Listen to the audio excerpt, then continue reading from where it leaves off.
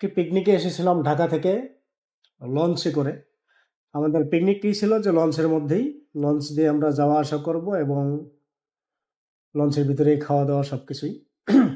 তো আমাদের পিকনিকটি ছিল চাঁদপুরের উদ্দেশ্যে। আমরা ঢাকা সদরঘাট থেকে আমাদের লঞ্চ ছেড়ে এসেছিল। আমরা এই মুহূর্তে চলে আসছি মোহনপুর পর্যটন কেন্দ্র এবং এখানে আমাদের লঞ্চ বিরতি দিয়েছে এবং আ আমাদের যারা পিকনিকে এসেছে তারা লঞ্চ থেকে নেমে এই মোহনপুর যে পর্যটন কেন্দ্র আছে এটার আশেপাশে ঘুরে দেখতেছে। তো আমরা মাঝখানে একটু লঞ্চের উপরে উঠে ভাবলাম যে দেখি পাখির চোখে পর্যটন কেন্দ্রটি কীরকম দেখা যায়, মোহনপুর লঞ্চ ঘাটটি কীরকম দেখা যায়। তাই আপনাদের উদ্দেশ্যে এই ভিডিওটি করা।